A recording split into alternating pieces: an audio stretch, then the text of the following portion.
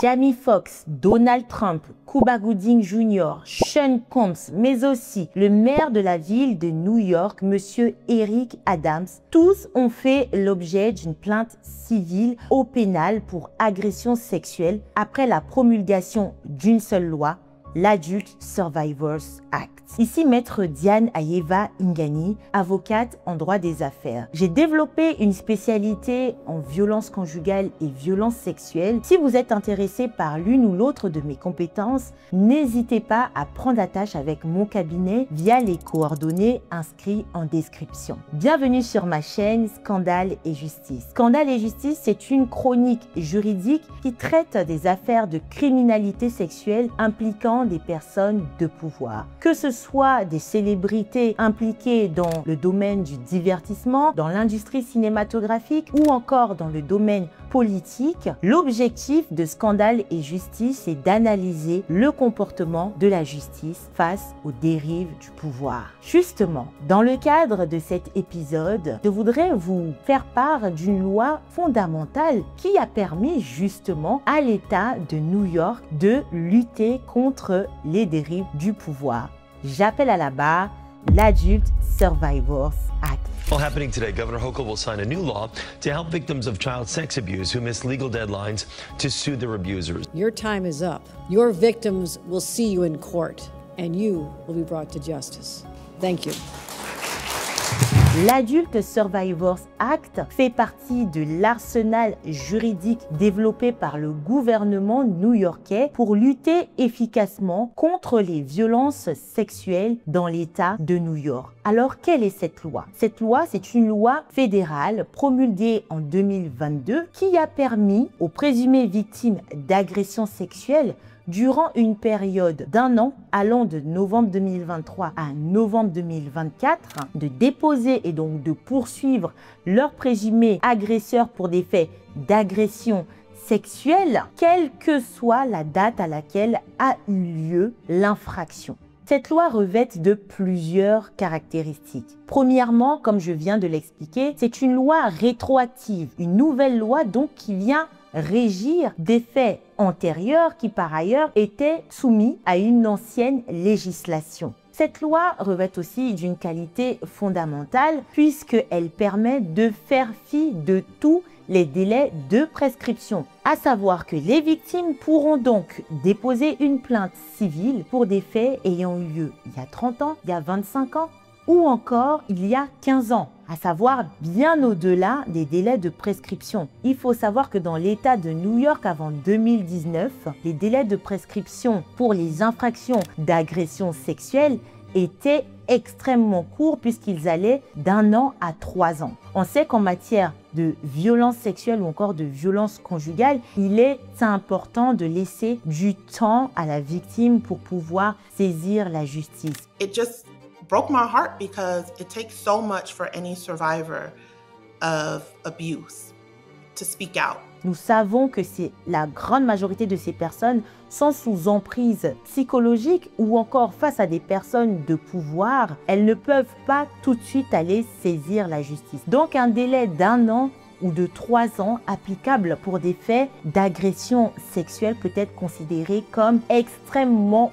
court. Alors, l'Adult Survivors Act vient donc pallier à cette insuffisance de la loi pénale new-yorkaise. Ceci étant dit, analysons un petit peu cette loi, mais surtout les conséquences qu'elle a pu avoir sur cette société new-yorkaise et plus globalement américaine. Il faut savoir que cette loi a permis une déferlance de plaintes durant 1 an. L'État new-yorkais a enregistré près de 3000 plaintes pour agression sexuelle pour des faits supposés être prescrits. La particularité de ces plaintes, c'est qu'une grande majorité d'entre elles concernent des personnes de pouvoir, concernent des célébrités. On note le maire de la ville de New York, des acteurs célèbres comme Jamie Foxx ou encore Cuba Gooding Jr., des chanteurs à succès et des producteurs comme Sean Combs ou encore des hommes politiques comme Donald Trump. Et là où cette loi a été extrêmement efficace, on peut le dire, c'est qu'elle a permis à la justice justement de lutter contre les dérives de pouvoir, puisque par exemple, dans le cas de l'affaire Trump, la femme qui a déposé plainte a pu saisir la justice et le juré constitué dans cette affaire a condamné M. Donald Trump à verser une indemnité de 5 millions de dollars à la victime. Dans le cadre de l'affaire Sean Combs, donc l'affaire P. Diddy, qui fait l'objet de l'actualité en ce moment. La chanteuse Cassandra Ventura, qui est l'ex-compagne de P. Diddy, s'est donc saisie de cette loi pour pouvoir déposer plainte en tant que partie civile pour des faits d'agression sexuelle ayant eu lieu entre 2013 et 2018.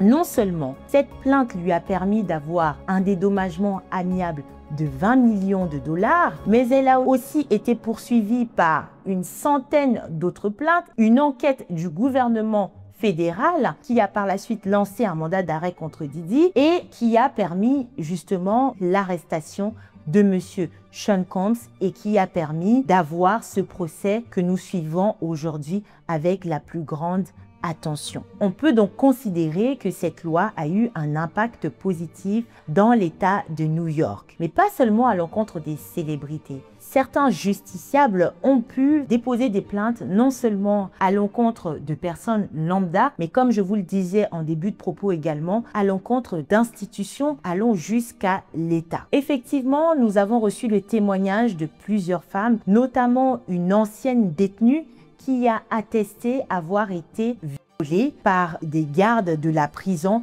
à plusieurs reprises. He would walk past my cube if nobody was there and it was a meal time.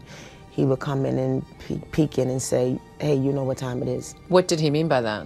That it was time to have sex or time for me to perform a sex act on him. Cette dame a non seulement pu porter plainte des années plus tard contre les gardes présumés responsables de cette infraction d'agression sexuelle, mais aussi contre l'État et les administrations pénitentiaires qui, par leur négligence, ont permis la perpétuation de ces crimes. Force est de constater que cette loi a fondamentalement bien marché et a permis à un certain nombre de présumées victimes et victimes d'agressions sexuelles de porter leur voix devant la justice et dans certains cas de se voir dédommagés. Cette loi a par ailleurs inspiré d'autres gouvernements fédéraux puisqu'elle a été étendue sous d'autres noms dans des États par exemple comme celui de Washington qui a permis aussi aux présumées victimes d'agressions sexuelles de saisir la justice pour des faits prescrits. Les associations de lutte contre les violences sexuelles dans l'État de New York œuvrent actuellement pour que cette loi puisse devenir définitive afin de permettre à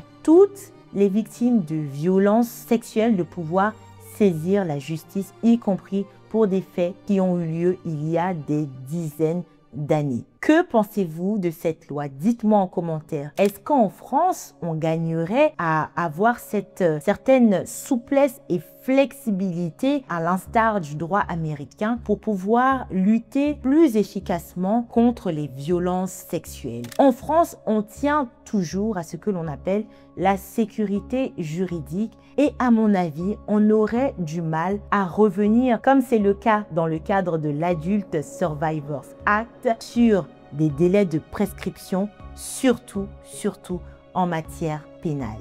Je vous remercie d'avoir visionné ce 3e épisode de Scandale et Justice et j'attends vos avis en commentaire. Dites-moi si l'Adult Survivors Act devrait être dupliqué en France et s'il permettrait lui aussi de lutter efficacement contre les dérives du pouvoir.